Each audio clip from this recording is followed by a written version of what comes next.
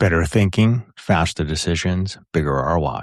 This is the Finding 12 Minutes podcast. The idea is simple. If you can find 12 minutes of efficiency in your day, you will gain an hour every week, and that changes how we work. Each episode is focused on practical ways to use AI, technology, and smarter strategies to help you move faster, think clearer, and get more done with less effort. So let's find your 12 minutes.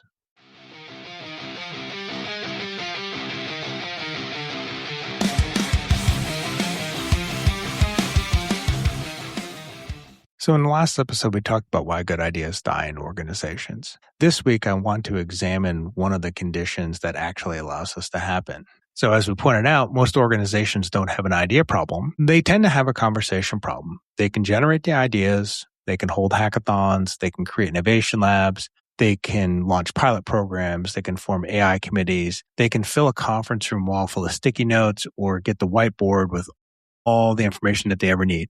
What they often struggle with, though, is how do you convert this idea into a decision and a decision into a new workflow and a new workflow into measurable value? So the gap is where the innovation theater lives. Innovation theater is the appearance of innovation without the operating system required to produce repeatable results. It creates energy, visibility, excitement. It gives leaders something to announce. It gives employees something to attend. But after the event, after the demo, after the press release, the organization often returns to the same processes, the same incentives, the same systems, and the same behaviors that it had before. With artificial intelligence, this problem has become easier to create.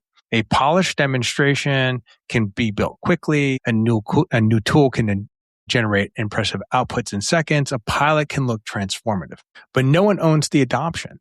The data is not ready. The employees are not trained. The workflow does not change, and success is not measured. And then the organization, then at the end of the day, nothing gets transformed. And all of it was performed, quote unquote, in the idea of innovation. So what does innovation theater look like? Well, innovation theater is not always cynical. Most of the time, it begins with good intentions. A leader wants to create momentum. An innovation team wants to engage with employees. A business unit wants to show that it's responding to a market change. And the problem is not the event itself. The problem is mistaking the activity for a capability. A hackathon is not an innovation system. An idea portal is not an innovation system. An AI pilot is not an innovation system. A lab, accelerator, a workshop, an innovation day can be useful, but only when it connects to the process that determines what comes next. Innovation theater usually has a few recognizable characteristics. Ideas are generated without clear business problem. Projects begin with an accountable owner. Pilots launch with a decision process. Teams celebrate participation rather than outcomes. Funding exists for experimentation, but not for implementation. And success stories are shared before the value is even verified. So the organization can point to a great deal of motion, but very little has changed in how the business is operating. And that is the key distinction. Theater asks, did we launch something? A system asks, did the work change? And so why do smart organizations fall into this trap? Well, this happens in intelligent, well-managed organizations because innovation theater is easier than innovation discipline. Generating ideas is energizing. Prioritizing those requires trade-offs. Starting a pilot feels progressive. Stopping a weak pilot feels like failure. Announcing a new initiative creates visibility. Reworking policies, data, incentives, procurement, training, workflows is slower and definitely less glamorous. Innovation systems require leaders to say no. Not every idea should receive funding. Not every experiment should scale. Not every new technology belongs in the organization. A functioning system eliminates weak ideas as deliberately as it advances strong ones. And that can be uncomfortable, especially in cultures that confuse innovation with unlimited experimentation. Innovation theater is often not caused by the lack of intelligence or creativity. It is caused by the lack of operating discipline. So what does an innovation system require? Well, an innovation system is a repeatable method for moving from a meaningful problem to a measurable outcome. It does not have to be complex. It does have to answer 6 questions, though. first question that you'd want to answer is, what problem are we solving? The problem should connect to a strategic operating outcome. Are we trying to reduce proposal cycle time, improve customer retention, reduce project risk, create new revenue streams, improve employee experiences? The next question is like, we need to use AI as not a problem statement. So secondly, who owns the outcome? And so that's your second question. So you think about that for a second. Innovation team can support the work, but someone in the operating business needs to own the result. And if the experiment succeeds, that person is responsible for integrating it into the workflow. Without ownership, pilots become permanent demonstrations. Third question that we would want to ask is, how will we decide which ideas move forward? A system uses consistent criteria: strategic fit, potential value, feasibility, adoption requirements, risk, and that effort should all be considered when making a decision. The purpose is not to create a bureaucracy, it's to make resource allocation visible and intentional. And the fourth question that you would want to ask is, what evidence will help actually produce the result that we want? So when you think about a pilot, the pilot should test a very specific assumption. It should have a defined scope. It should have a time limit. It should have a baseline. It should have some measurable success criteria.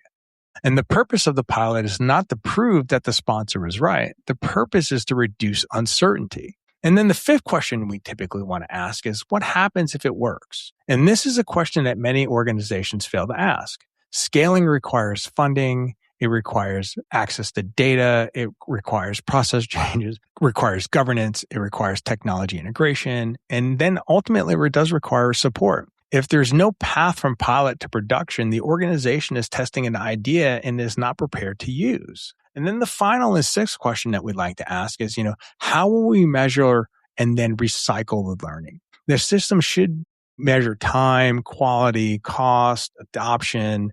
Those are some. Others you can look at: revenue, risk, even customer impact. And then it should produce a decision. Do we scale it? Do we modify it? Do we pause this project? Do we stop it? And the learning should return to the portfolio so that the next investment is better informed. So all learning needs to be in a big circle and come back. And this is the system. It creates a path from curiosity to evidence and from evidence to action. So if we kind of look at this from an AI perspective, consider an organization that wants to use generative AI to, say, for proposal development. Innovation theater looks something like this. The company buys AI licenses. It hosts a launch and learn. Someone demos how quickly AI can write a project description. Few employees kind of test it out. The organization publishes an internal article describing the pilot as a major step in its AI journey. What else happens in there? So 6 months later, usage is inconsistent. Employees are uncertain about what data they can enter. The output requires extensive rework. No baseline was ever established. So no one knows whether or not the process is faster or not. The tool exists, but the workflow hasn't changed. The system version begins differently. And so you look at that, the organization then selects a use case such as, draft the first version of a project description, measure how long the task takes today. It assigns it an operational owner, defines the approved data and requirements, and it pilots the workflow to a small group of people.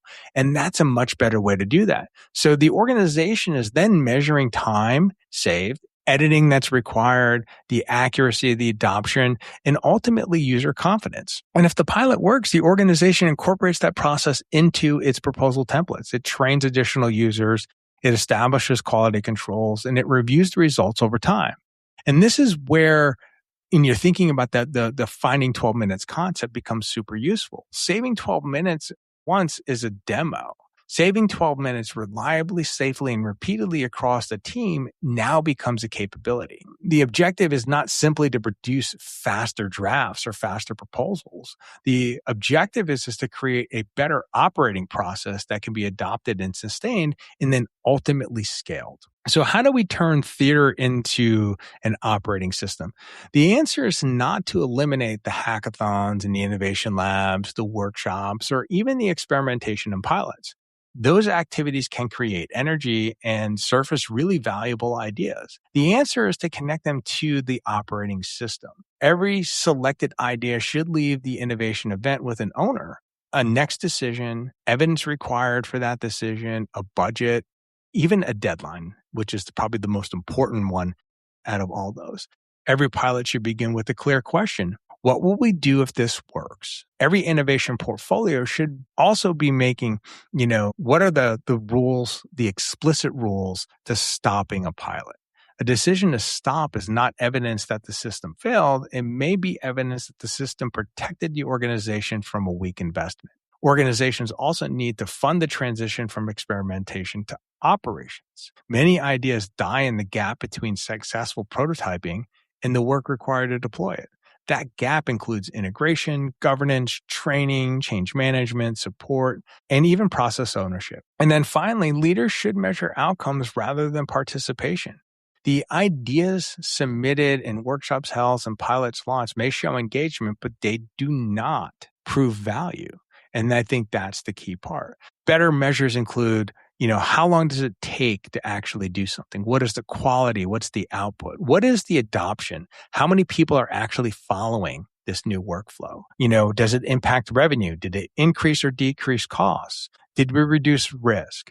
And ultimately, what is the customer impact?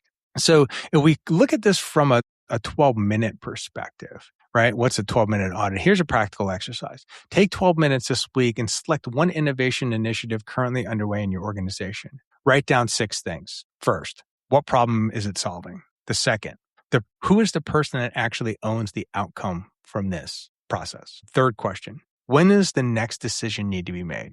Fourth question, what evidence or metrics are required for us to make that decision? Fifth question, what is the path to adoption if this idea works? And the final and sixth question is, did we measure the value or the value that we measured actually prove value, right? Did the measurements prove value? If several of those answers are missing, you may not have an innovation project. You may have an innovation performance. The goal of this exercise is not to design an organization in 12 minutes. It's to identify the missing link that is preventing activity from becoming progress. So innovation theater can create a spark, and innovation systems can keep that fire burning. The goal is not to make innovation less visible.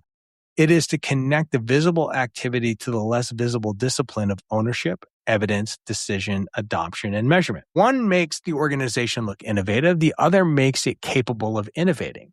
Do not ask how many ideas were generated or how many pilots that you launched. Ask how many meaningful problems were solved and how many workflows changed, and whether that value continued after the applause stopped. So again, find your 12 minutes, audit that one initiative, and turn one performance into a process.